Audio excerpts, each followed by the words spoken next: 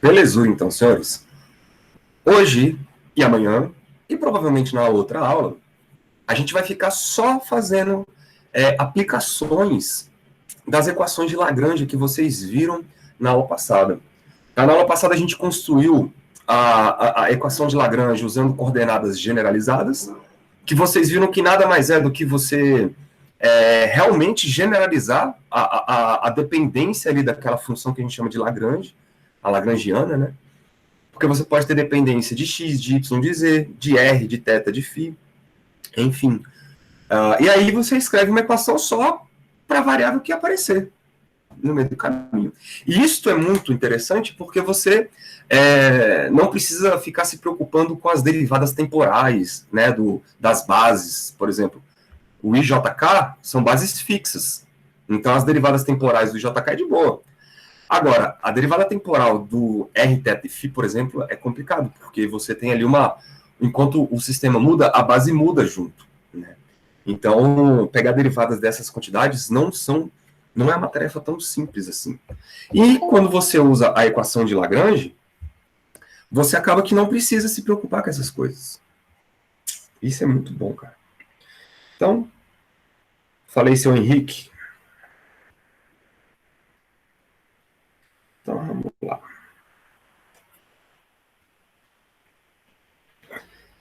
Na aula passada eu fiz o pêndulo, né?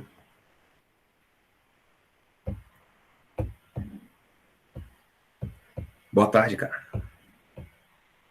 Não, comecei agora.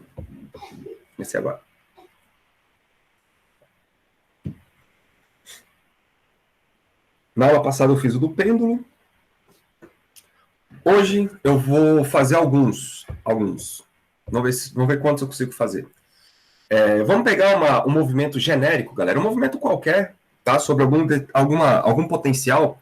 Só para vocês verem a relação. O que te leva às equações de Lagrange com relação às leis de Newton, né? Para a gente fazer uma analogia do que está acontecendo aqui. Então, vamos pegar agora um movimento genérico. Vou seguir, tá? Vou chamar de 2, porque o pêndulo foi o primeiro.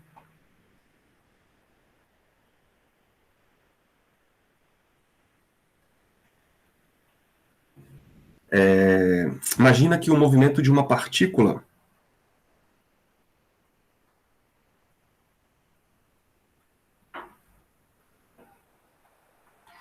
no plano, ou seja, em 2 dimensões. Beleza? Bom.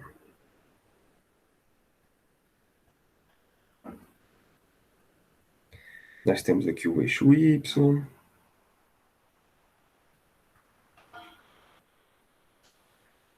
O eixo X.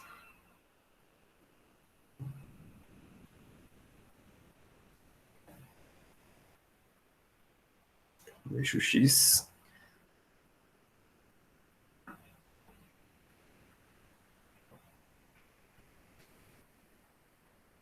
E aí vamos pegar uma bolinha aqui, ó, para representar uma partícula se movimentando. Então, vou pegar uma bolinha qualquer aqui. Esse aqui é o meu ponto material. E ele está se movimentando com uma velocidade aleatória aqui. Vou botar uma velocidade V. Sei lá. Pode ser assim. Essa é a velocidade V. Ok? E a localização dessa partícula se dá através do vetor R. Vou botar de verdinho aqui.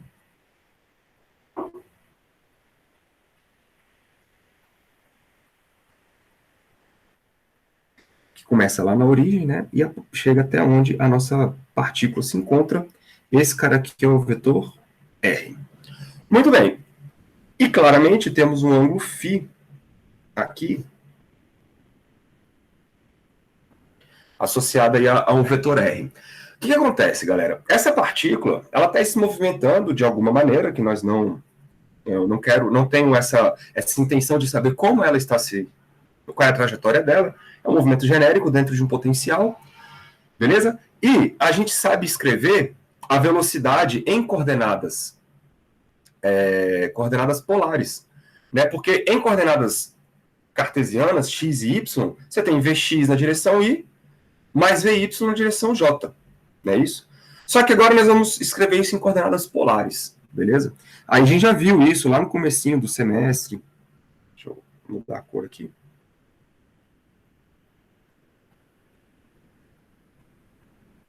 Lembrem que a lagrangiana depende da velocidade, né?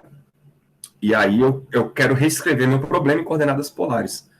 Então, em coordenadas polares, isso aqui, se vocês não lembram, depois vocês dão uma olhada, tá? Porque a gente já fez isso em alguma aula aí para trás. Então, vai ter um R ponto na direção R chapéu, mais um R, né? Isso, vezes aqui um φ ponto na direção φ chapéu. Deixa eu botar o φ igual aqui.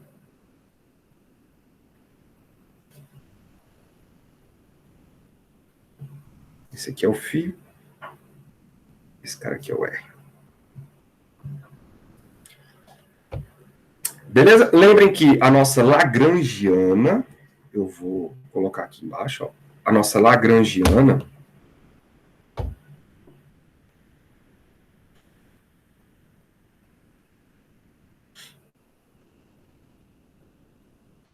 é a energia cinética, mv ao quadrado sobre 2, menos a energia potencial. E a energia potencial vai ser alguma energia que depende das posições ou das minhas coordenadas, R, um U, né, de R e φ. Eu estou escrevendo meu sistema tudo em coordenadas polares. Beleza? Bom, o que acontece então? O que é a velocidade ao quadrado? É o produto escalar da velocidade por ela mesma, né? Então, esse é o módulo das componentes, a soma do quadrado das componentes dessa velocidade. Então, já fazendo isso, vai ficar assim, ó. Nossa lagrangiana, L, vai ser m sobre 2, beleza? Ah lá, o produto escalar da velocidade, eu vou ter a componente R chapéu, então fica R ponto ao quadrado, que é ela vezes ela mesma, mais a segunda componente ao quadrado, que é o R ao quadrado, φ ponto ao quadrado. Pronto. Essa aqui é a nossa lagrangiana, menos U de R e φ. Belezinha? Então, vocês estão vendo que aí eu tenho quantas variáveis para o meu sistema? Eu tenho quantos graus de liberdade para o meu sistema? Essa partícula aí se movimentando de maneira aleatória dentro desse plano, ela vai ser localizada através de duas variáveis, que é a coordenada R e a coordenada φ. Beleza? São as duas coordenadas que entram na minha equação de Lagrange. Então, elas são as minhas coordenadas generalizadas, tanto R quanto φ. Então, vocês estão vendo que agora apareceu aí uma coisa que é medida em termos de distância, que é o R, né, que é a posição, e um outro cara que é medida em termos de ângulos, que é o θ. São duas coordenadas de unidades diferentes, mas que nós aqui vamos tratá-las de maneiras equivalentes. Tá bom? Como é que é, então, a equação de Lagrange? Vou botar aqui, ó. Equação de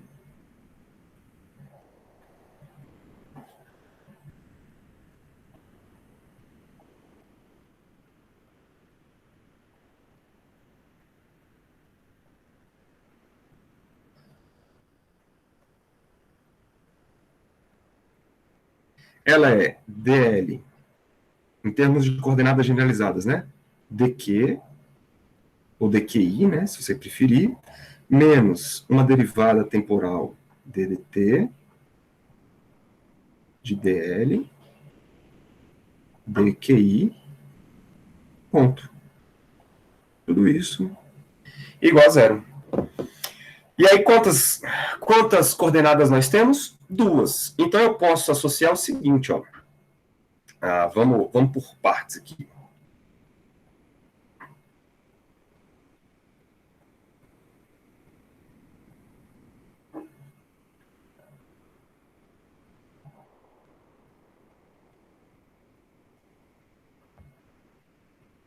Vamos tratar primeiro com a coordenada R. Então, letra A,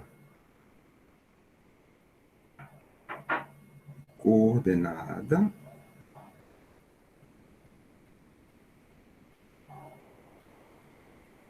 R. Quem seria esse R? Seria o nosso Q1, por exemplo, né? Porque ele é o QI, então eu posso ter Q1, Q2, Q3, no caso nós só temos duas. Então vai ser o Q1, que é igual a R. Beleza? E como é que fica a equação de Lagrange para esse caso? Vai ficar dl dQ1 menos uma derivada temporal, né? ddt de dl dQ1 ponto igual a zero. Tá? Só que agora quem vai ser o nosso Q1 é o R. Então vamos lá, vai ficar dl dr igual, vou passar para lá, tá? O ddt. Ficar ddt de dl dr ponto. Certo, galera? Sacaram a ideia? Eu tenho duas equações para resolver, então. Uma equação para o R e uma equação para o φ. São as minhas duas coordenadas generalizadas, são os meus 2 graus de liberdade do sistema. Então, eu vou derivar dl dr, e a lagrangiana está ali, ó.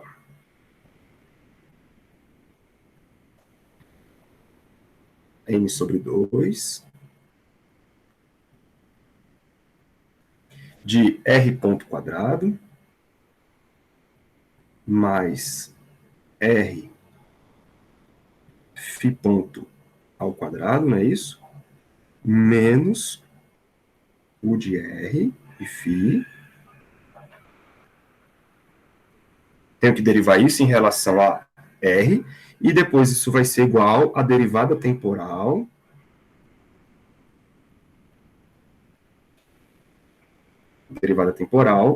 de uma derivada parcial de R ponto. Da mesma coisa, da mesma lagrangiana. M sobre 2 R ponto quadrado mais R φ ponto quadrado menos o de R e φ. Tudo isso aqui. Pronto. Legal? Então vamos por partes. Derivando a primeira parte ali, ó, DDR, uma derivada em relação a R. Essa derivada, galera, somente vai bater, né? Aqui tem um quadrado também, né? Faltou aqui, ó. Somente vai pegar no R. Beleza? Então vai cair o 2. Quando o 2 cair, ele vai cancelar com 2 do M sobre 2 que está ali. E a gente fica com M, R, já derivei, vezes um φ ponto ao quadrado. Enxergaram isso? Essa é a derivada do primeiro pedaço. Quando a derivada bater lá no U, ela pega, porque o U depende de R também. Então eu vou ter aqui uma derivada de U, né, com sinalzinho, dr. Porque esse U depende de R e depende de φ. Beleza. Igual. Eu vou ter aqui um ddt de quem? Então eu vou derivar em relação a R ponto. Só tem R ponto aqui, ó. Então a derivada só pega aí. Belezinha? O 2 cai, cancela com 2 lá embaixo, vai ter então 2, cancelei, vai ficar M, R ponto, sem quadrado. Tá enxergando? Legal, né? Bom, eu vou isolar esse du dr. Quando você isolar o du dr, vai ficar assim, ó, menos du dr igual. Galera, a derivada temporal de mr ponto nada mais é do que m, que é constante, né? Aí a derivada temporal pega lá no r ponto. Aí eu vou ter r, 2 pontos. E o outro bichinho vai passar subtraindo, vai ficar menos m r π ponto ao quadrado. Legal? E, cara, isso aí você já sabe o que é isso. Por que você já sabe o que é isso? Porque isso aí está escrito na cara de vocês, a segunda lei de Newton. Por quê? Porque a derivada da energia potencial de um sistema conservativo é a força, né? Isso aqui é a força resultante. E do outro lado nós temos quem? Nós temos uma massa vezes aceleração, e nós temos, que é o termo, né, que faz com que você veja a partícula se afastando ou vindo em direção ao centro, beleza? Mudando de raio, menos uma parcela que é a força centrípeta.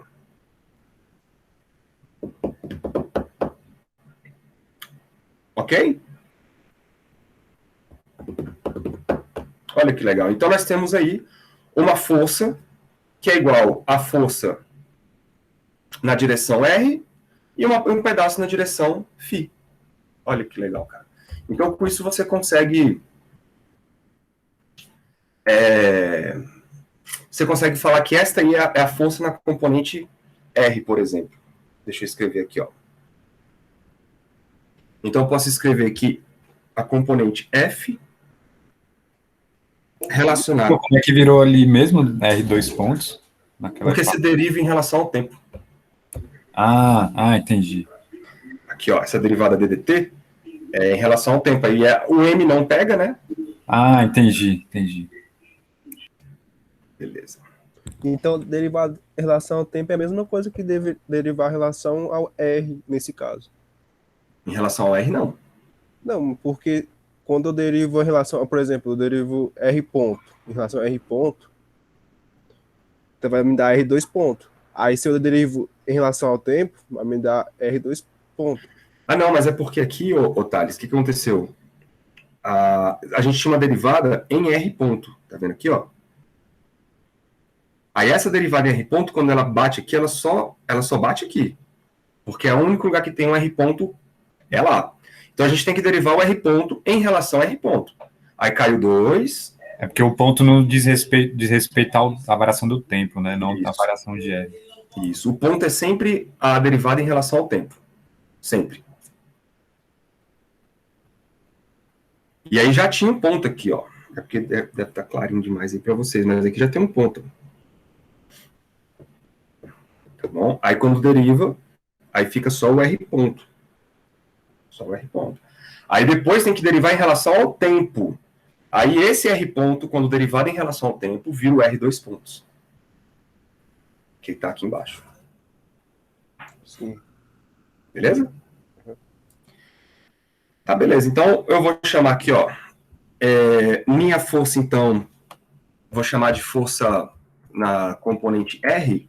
Ela vai ser a resultante, que é uma componente aqui, ó, M vezes o R2 pontos, menos uma quantidade que vai ser a parte centrípeta, né? Então, menos M, R, φ ponto quadrado. Beleza? Então, vocês estão vendo que a gente chega no mesmo resultado usando a equação de Lagrange. Só que agora eu vou escrever que informação vai me dar quando a gente olhar para a coordenada φ? Essa é a pergunta agora do problema. Deixa eu ver qual cor que eu usei. Tá, foi o azul escurinho.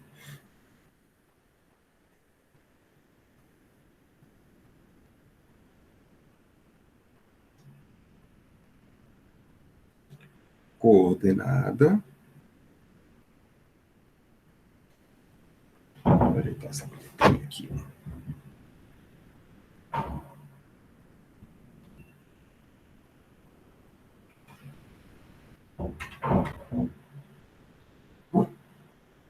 Coordenada φ. E quem é a nossa coordenada φ? Ela nada mais é do que o Q2, né? Da nossa coordenada generalizada, que eu estou chamando de Q2.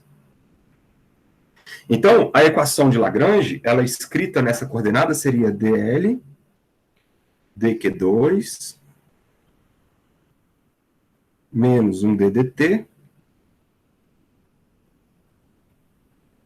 de dl dq2 ponto igual a zero. Só que agora o Q2 é o φ. Então, vocês estão vendo que você está botando em pé de igualdade a mesma análise para variáveis diferentes. Então, eu fiz uma análise com R, agora eu vou fazer uma análise com φ. Então, vai ser a mesma lagrangiana dq2, que é o dφ, né? Da Lagrangiana, e a Lagrangiana era m, cadê ela? M sobre 2, R ponto ao quadrado, mais R ao quadrado, Φ ponto ao quadrado, legal? Menos um U de R, e Φ, tá aí. Já vou jogar para lá, tá? Sinalzinho de igual, então, igual a ddt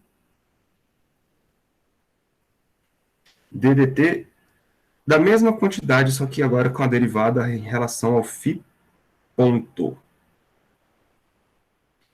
de m sobre 2, r ponto, mais r ao quadrado ponto ao quadrado, menos u de r e φ. Legal? Então, o mesmo processo, só que agora você vai derivar tudo em relação ao φ e ao φ ponto. Então, vamos lá. Quando a gente olhar para a derivada em φ, a primeira aqui, ó, essa primeira, quando a gente olhar para cá, não tem nada aqui, tá vendo que depende de φ? Só aqui que tem dependência em φ. Só. Então, eu só vou ter a derivada menos, o resto tudo vai dar zero. Então, fica menos du dφ. Deixa eu arrumar isso aqui.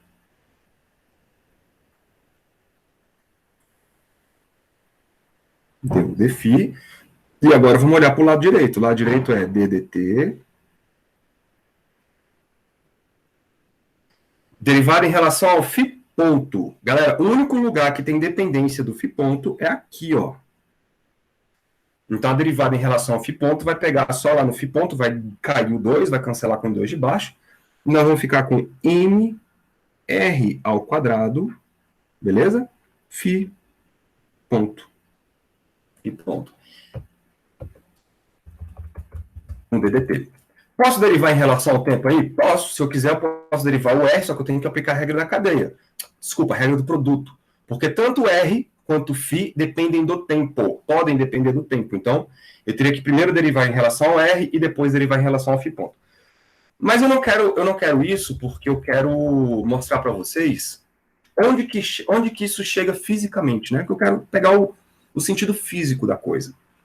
Só que para isso, eu preciso olhar para como que é o gradiente em coordenadas polares. Então, vamos lá. Ó. Porém,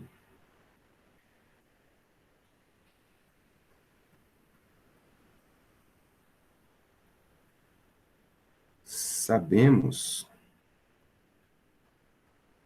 que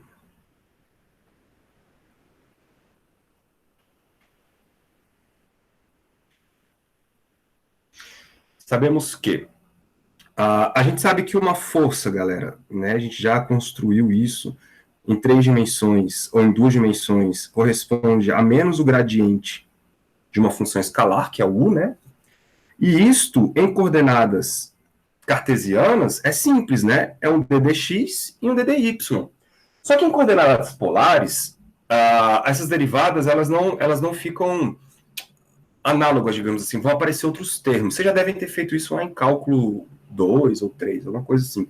Mas já sabemos que em coordenadas polares, isso aqui é tabelado, inclusive, no livro lá de vocês, tá? Nos livros do Halliday. Tem lá naquelas informações lá, você tem como que escreve o gradiente em outras coordenadas. Então, você tem lá o ddu, dr na direção R, chapéu, beleza? Isso nós já fizemos, já acabou de fazer. Então, a gente encontrou a componente R da força. Só que quando você olha para a derivada em φ chapéu, aparece aqui, ó, um inverso de R. Tá bom? Aí tem o du dφ na direção φ chapéu. Se fosse coordenadas esféricas, tinha mais um termo, né, que dependia aí de um outro ângulo, e ia aparecer um seno, se eu não me engano. Como a gente está em 2 dimensões, a gente para por aí. Legal? Ou seja, galera, isso aí quer dizer o seguinte, cara. A nossa força F, ela vai ser escrita em termos de duas componentes. Uma componente FR, que eu já sei quem é, que a gente acabou de descobrir, na direção R chapéu, mais um F φ na direção φ chapéu, pode crer? E quem é o FR e quem é o F φ?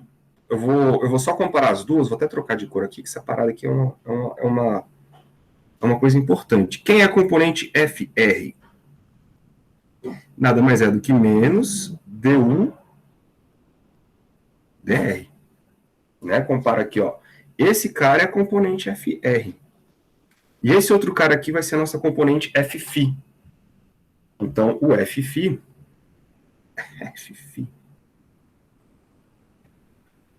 é menos 1 sobre R de du dφ. Pode crer? Isso quer dizer o seguinte. Olhando para a segunda equação, eu posso escrever que menos du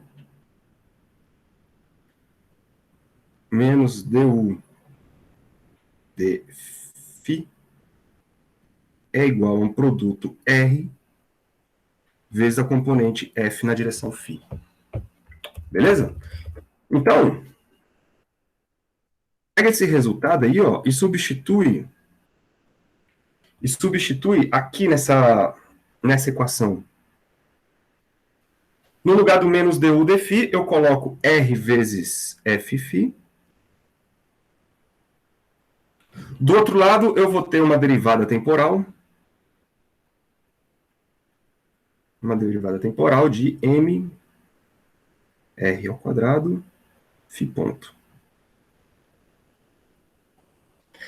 Agora você consegue fazer um apelo físico para essas coisas. Porque, galera, pensa comigo, o que significa esse lado esquerdo aqui, ó? O que é R vezes a força? O que seria isso, fisicamente falando? Alguém pode me dar uma ajuda aí? Trabalho. Não, porque o trabalho é uma força vezes a distância, se a força for constante. É o torque. Aqui é. Foi mal. É o torque. Perceba que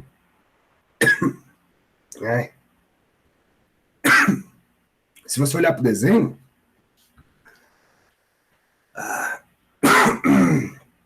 que eu vou morrer com uma água, velho. Demônios. O R é a distância em relação ao centro. E a força F na direção φ é uma coisa assim, né? Ou para um lado ou para o outro, tanto faz. Mas essa é a direção φ. Na verdade, essa aqui seria a direção menos φ, porque o φ ele gira no sentido anti-horário. Mas, enfim, quando você multiplica essa força vezes esse braço aí, é exatamente o torque que está sendo aplicado na partícula. Então, o apelo físico ficou muito claro. O lado esquerdo vai ser o nosso torque. E aí, galera, o lado direito, você tem uma derivada temporal de quem? De uma quantidade. E essa quantidade só pode ser quem? mr ao quadrado vezes a velocidade angular. Alguém lembra que Momento angular? Exatamente, cara. Momento angular.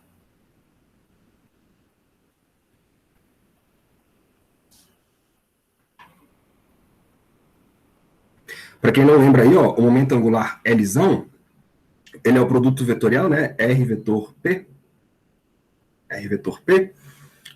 E aí, quando você abre esse produto vetorial R vetor P, se você tiver com um ângulo de 90 graus, você vai ter R vezes mv, né?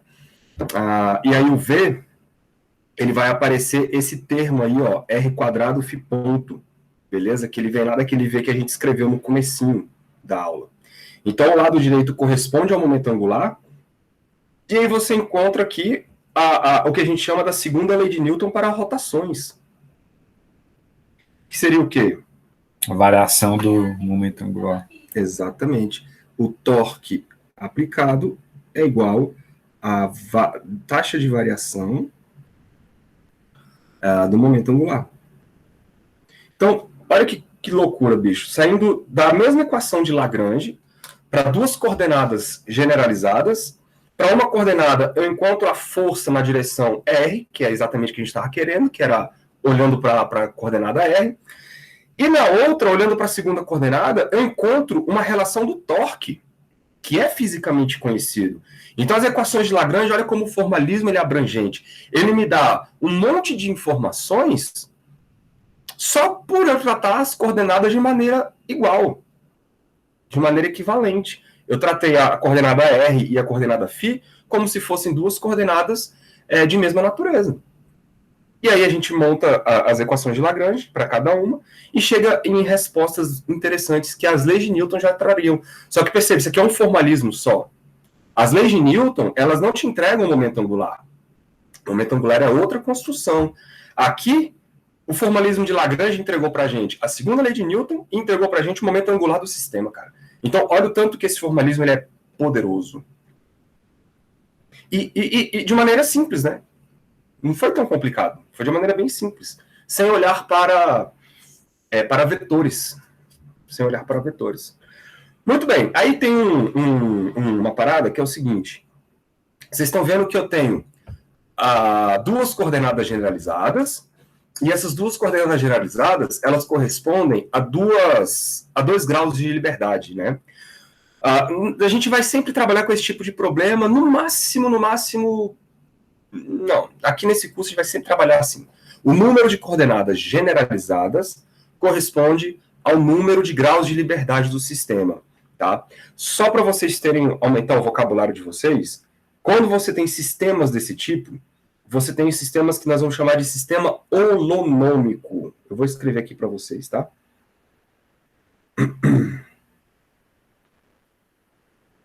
Vou botar com roxo aqui, ó. Então, uma observação. Os sistemas não holonômicos são sistemas mais complexos, mais complicados.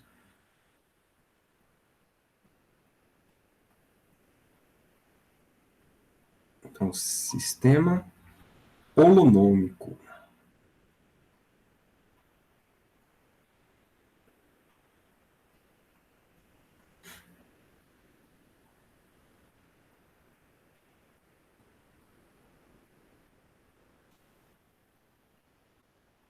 Professor, como é que é o nome daquele negócio que você falou que é tabelado no livro do Halliday?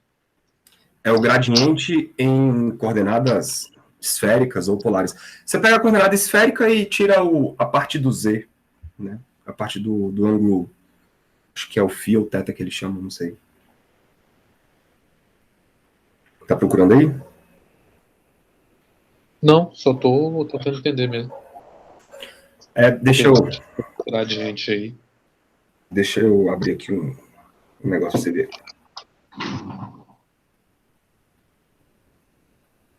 Ó, vou abrir o Halliday. Qualquer um, tá? Vou pegar aqui um Halliday 3, por exemplo. Então, você vai lá nos apêndices.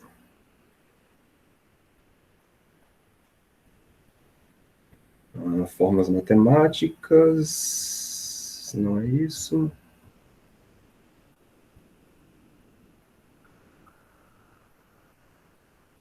Ou era aquilo? Bom, calma aí.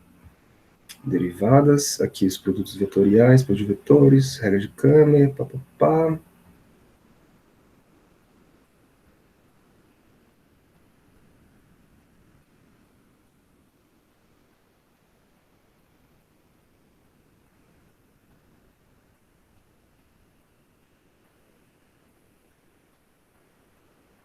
Não vai ter, será?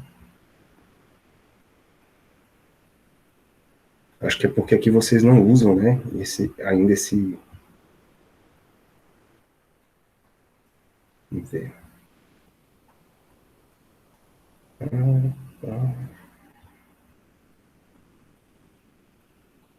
Derivadas integrais não.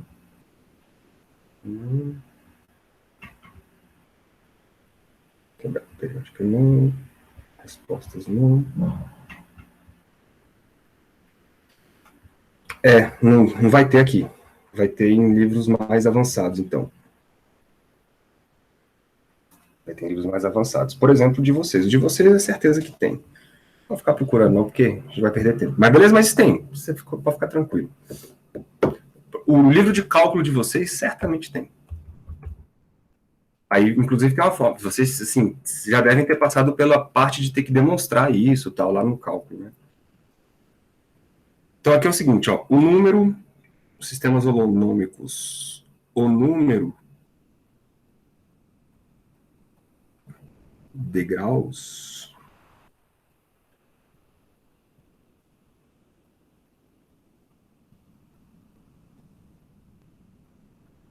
de liberdade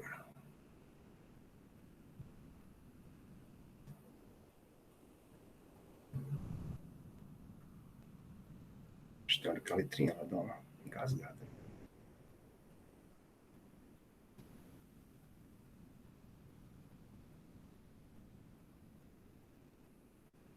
O número de graus de liberdade coincide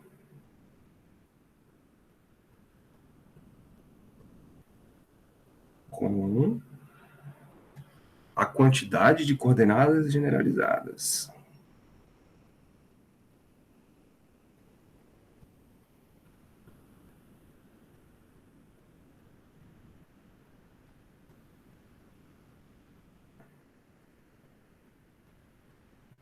Quantidade de coordenadas generalizadas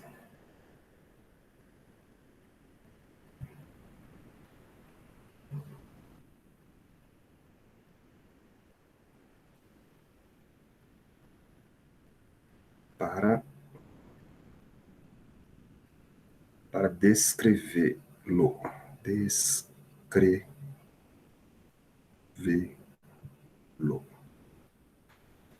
Descrever o sistema, beleza? O sistema holonômico. Isso aí, então, é só uma forma que... Um nome que aí vocês têm para aumentar o vocabulário quando o livro de vocês, ou então em algum lugar vocês lerem sobre isso, sistema holonômico. Que diabo é isso? Não, nada mais que é um sistema em que você tem uma quantidade de número de coordenadas generalizadas, e essa quantidade de coordenadas generalizadas é exatamente a quantidade de graus de liberdade que o sistema tem. Ponto final. Beleza, bora mais um? Fazer mais um exemplo aqui, ó. Vocês conhecem muito bem. Galera, todo problema que vocês já resolveram na vida de vocês com lei de Newton, você resolve com Lagrange, tá? Todo problema. E vice-versa. Só que o problema é que, para alguns problemas, as leis de Newton se tornam extremamente complicadas, né, para você usar. Então, eu vou fazer um exemplo aqui que vocês já conhecem bem, que é aquela máquina de Atwood.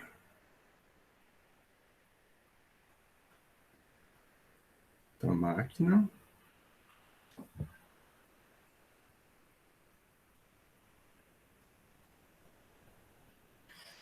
Atwood.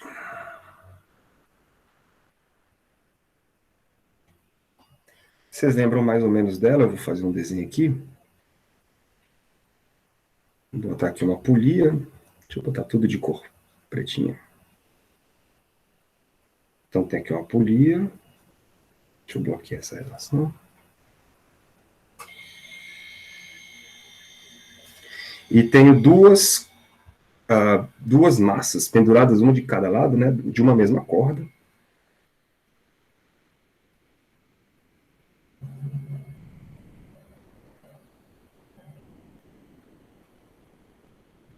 Então tá aí, eu vou ter uma massa pendurada do lado esquerdo e uma massa pendurada do lado direito.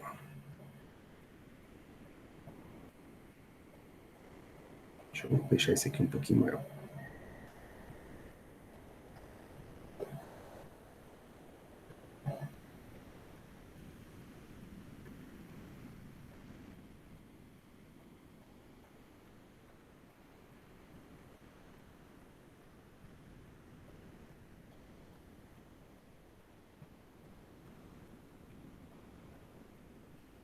Vou botar aqui um M1, um M2, né? Tanto faz. Cara, vou botar um M2 aqui. Um pouquinho maior.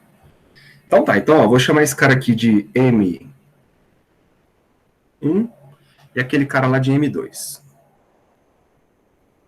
M2. O que a gente precisa para montar a Lagrangiana? Sempre a gente vai precisar da velocidade do sistema, porque a gente precisa da energia cinética, e vai precisar das coordenadas, né? Bom, eu sei que o raio da polia, vamos chamar o raio da polia aí de R. Deixa eu botar a linha aqui, porque...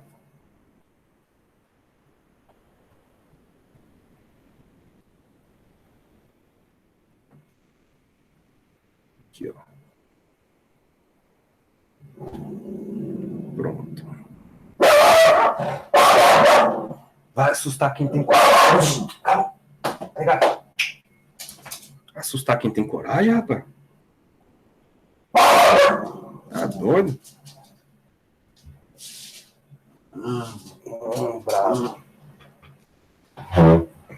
Bicho velho sem vergonha.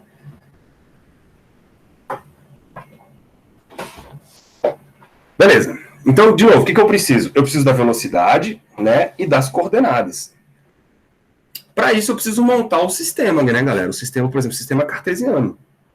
Nesse caso aí, como eu tenho uma massa subindo, outra descendo, a gente pode usar apenas a coordenada, uma coordenada, né? Chamar de x, chamar de y, o que importa. Vamos chamar de y, porque a gente está acostumado a botar y na vertical e x na horizontal. Beleza? Só que, como eu vou precisar da energia potencial, é bom a gente estabelecer aí um referencial, né? E aí podemos colocar aí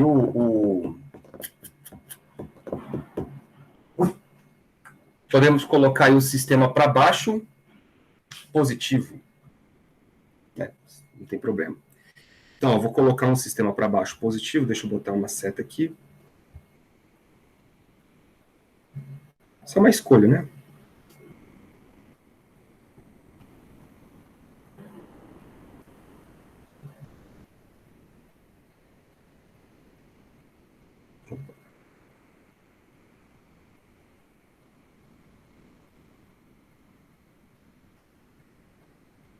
Então, vamos fazer assim. Muito bem. Quem seria, então, a nossa lagrangiana do sistema? Lembrando que a lagrangiana vai ser a energia cinética menos a energia potencial. E aí, a energia cinética vai ser a soma da energia cinética dos dois bichinhos, né? Então, vai ficar, ó, minha lagrangiana vai ser m vezes o y do primeiro ponto ao quadrado sobre 2. Legal? A velocidade é derivada da posição, né? E aí a posição é o y, então o y ponto é a velocidade. Y ponto 1 é a velocidade da massa 1. Legal? Mais a energia cinética da massa 2, então fica m2, aqui m1, y2 ponto ao quadrado, sobre 2. Sobre 2. Legal? E aí, menos as energias potenciais. E as energias potenciais vai ser M1G Y1 menos MG M2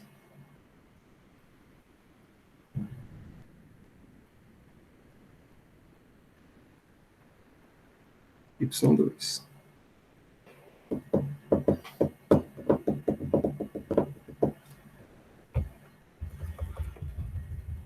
Certo isso, né?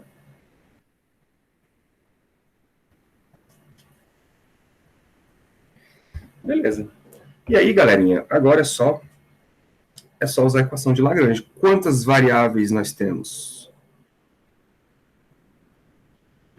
Bom, existe um problema de vínculo aí, porque você pode pensar, professor, eu tenho 4 coordenadas generalizadas. Eu tenho a coordenada y1, y2, y1 ponto, y2 ponto. Eu tenho 4, né? Mais ou menos, porque as coordenadas y, elas estão vinculadas, estão presas a uma corda. Né? Então, o quanto que um anda, o outro também anda. Só que quando um anda para baixo, o outro anda para cima. Então, eu tenho que pensar em como vincular estas coisas. Então, vamos ver aqui como é que eu vinculo elas. Se eu chamar a coordenada, por exemplo, y1, como sendo esta de cá, né? Esse aqui vai ser o meu y1, isso aqui vai ser o meu y2, legal? E eu tenho um comprimento da corda, o comprimento da corda que eu posso chamar de L, nada mais é do que y1 mais y2, mais aquela meia volta que a polia está dando, vocês concordam comigo? Meia volta vai ser a circunferência dividido por 2, né? Então, πr, que eu chamei de Rzinho high lá. πr. Legal? Então, o L vai ser o y1 mais y2 mais o πr. Isso me leva a alguns vínculos. Na verdade, um vínculo. Vou botar aqui, ó.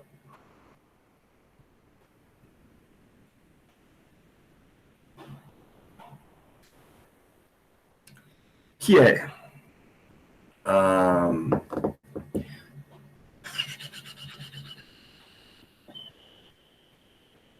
como é que eu vou escrever isso? Vou escrever isso mesmo, né? L é igual a y1 mais y2 mais π vezes r. Esse é o meu vínculo.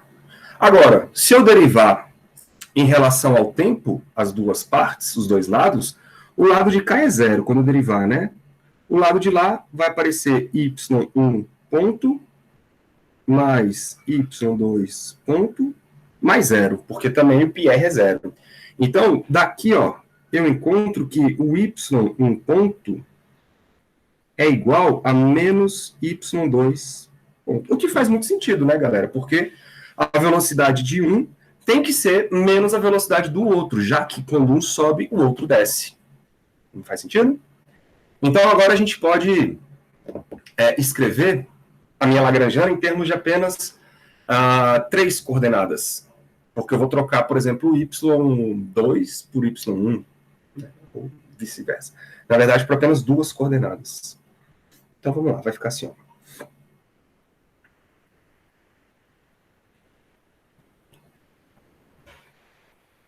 Então,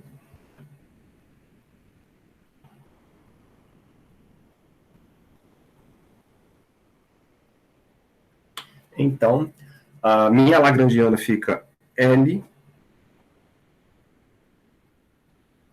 Opa, só L. L. Vou colocar tudo em função do 1. Beleza? Tudo em função do 1. Então, vai ficar M, Y1 ponto ao quadrado sobre 2, mais, isso aqui é o M1, né? Deixa eu botar aqui a massa. M1, Y1 ponto ao quadrado sobre 2, mais M2, Y2 ponto ao quadrado sobre 2. Percebam que eu vou colocar o Y1 aqui, ó. Como está ao quadrado, aquele sinal de menos ali, ele não faz diferença. Beleza? O sinal de menos não vai fazer diferença. Então vai ficar M2Y1 ponto ao quadrado. Deixa eu arrumar essa letra aqui.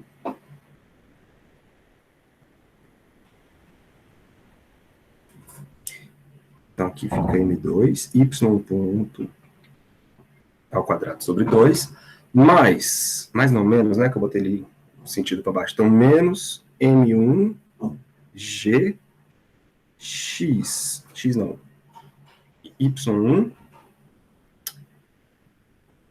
M1, G, Y1, Pode crer?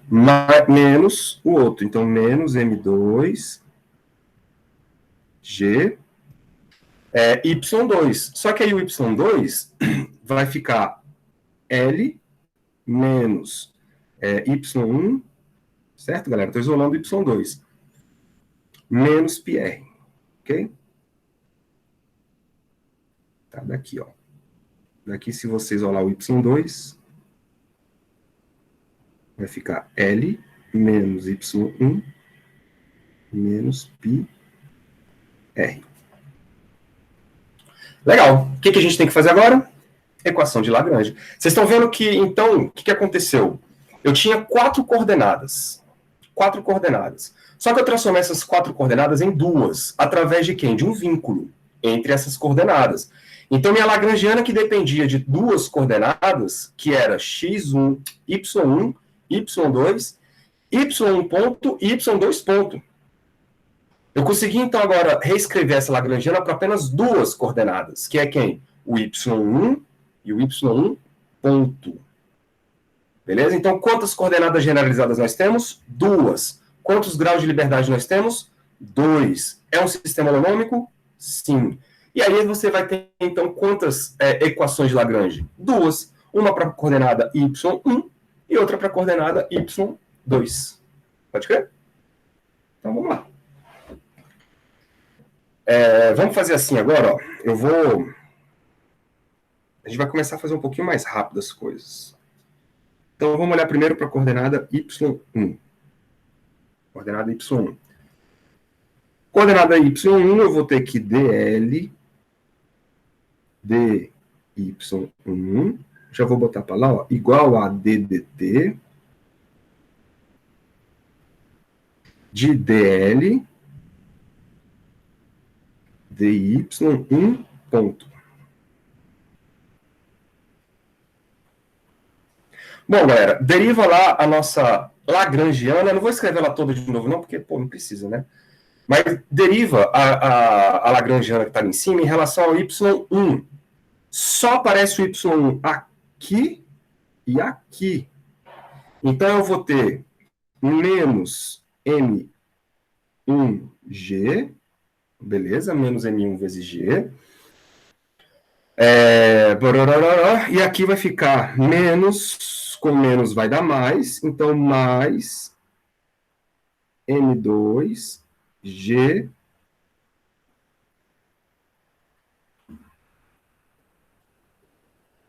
igual a nada. Vai ficar assim, né? De novo aqui vai ficar menos m1g mais m2g igual. Agora vamos derivar em relação ao y1 ponto. Quando eu derivar em relação ao y1 ponto, eu vou deixar a derivada temporal aqui para a gente fazer devagar.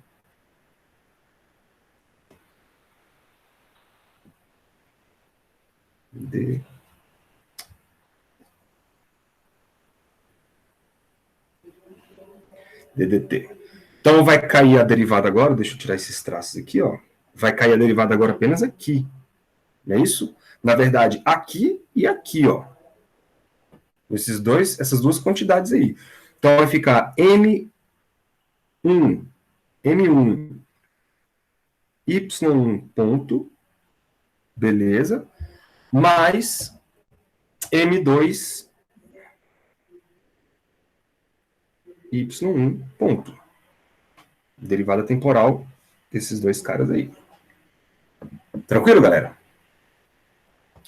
Só que quando a gente deriva em relação ao tempo, vai aparecer quem aí, na verdade? Vai aparecer o y1 dois pontos e o y1 dois pontos do outro lado. Acho que já... No final é y2 ou y1? No final é esse y ponto. M2, y ponto. É y1 mesmo, porque a gente está colocando tudo em função do y1. Tanto esse quanto esse, eles dependem só do y1. Ponto. Beleza? Então vai ficar, ó, menos M1 vezes G. Se eu quiser, eu posso até colocar... Não, vou deixar assim que vocês vão enxergar o que está acontecendo. menos M1 vezes G mais M2 vezes G. Do lado de lá, eu tinha M1 vezes um Y1 ponto. Só que aí a derivada temporal vai aparecer aqui um Y2 pontos. Mesma coisa para o segundo cara. M2, Y2, 2 pontos. Vocês conseguem enxergar o que está acontecendo aí? Aqui é o Y1, né? Olha o que está acontecendo, galera. Menos aqui, M1 vezes G mais M2 vezes G, isso corresponde a um M1 mais M2 que multiplica Y2 pontos 1. Vocês conseguiram entender o que essa equação está dizendo? Isso é exatamente a segunda lei do senhor Newton.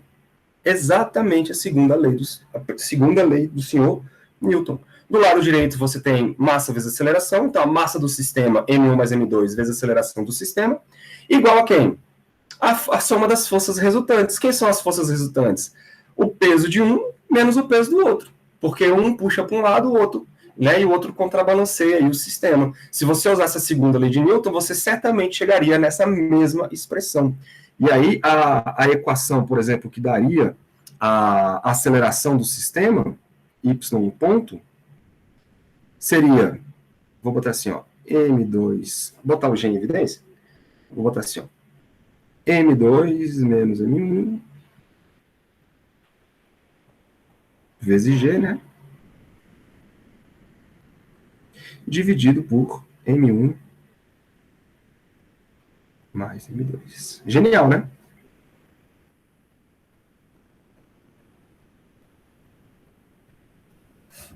Genial. Então, usando as equações de Lagrange, a gente chega na mesma resposta que a segunda lei de Newton. Aí você fala, professor, e se você pegar a outra equação? Vamos pegar agora a equação do... Não, a gente já pegou, né?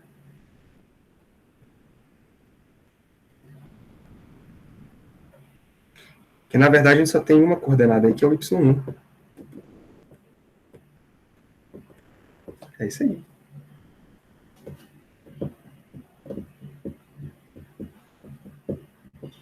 É isso aí. Legal. Alguma dúvida?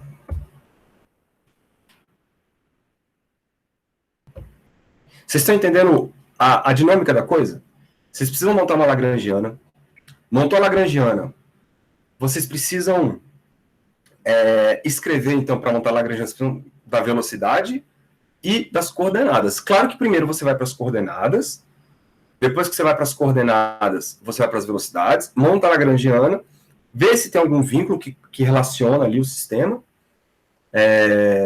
Lá do pêndulo da aula passada, vocês viram que existia um vínculo. Só que esse vínculo ele meio que saiu naturalmente. Por quê? Porque a gente montou o pêndulo, né, de maneira que a coordenada x ao quadrado mais a coordenada y ao quadrado é o n ao quadrado. Então, todas as vezes que as suas coordenadas elas se relacionam através de uma constante, então aqui você tem isto mais isto sendo igual a isto, a gente chama isso de vínculo. Aqui a gente também teve um vínculo. Qual era o vínculo? Era você relacionar suas duas coordenadas com uma constante, que é o comprimento do fio. Tá? Sempre que você fizer isso, você vai diminuir o número de graus de liberdade do sistema, porque o seu sistema não possui tantos graus de liberdade assim. Por quê? Porque as coordenadas elas estão vinculadas uma com a outra. Elas estão vinculadas uma com a outra. Então, na verdade, você só vai ter aí a coordenada y1, né, que aí o sistema ou vai para cima ou vai para baixo. Você localiza bem o seu sistema através disso. Bonito, galera? Ó, eu vou pedir para vocês, amanhã eu vou continuar, mas eu vou pedir para vocês fazer o seguinte. Cadê aqui? Mecânica clássica. Capítulo 6. Dá uma lida aqui depois, se vocês tiverem um tempinho, é bom, é legal vocês darem uma lida nisso aqui. Os exemplos, tá? Vocês vão acompanhando, os exemplos também são bons de você olhar para ver o que está acontecendo. Esse aqui eu fiz, né, na aula passada. E na aula que vem, eu quero fazer esse exemplo aqui, ó. E eu queria que vocês tentassem fazer antes da aula, porque certamente vocês vão ter dúvida.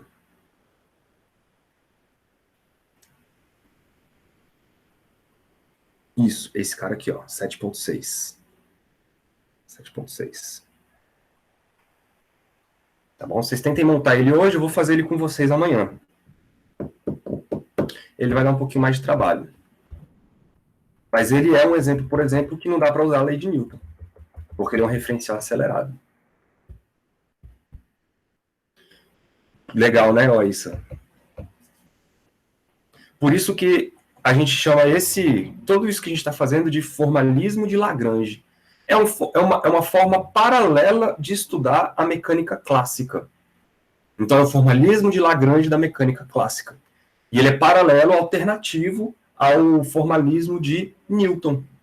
Né? Ele tem as suas peculiaridades, tem uma abrangência maior, porque ele acaba indo mais além do que o de Newton vai, porque ele tem um sistema muito, né, muito amplo, e ele ainda pode ser usado para outras finalidades que eu falei para vocês. Ele pode ser usado na mecânica quântica, e pode ser usado na mecânica relativística, sacou? Você pode montar sistemas através de lagrangianas.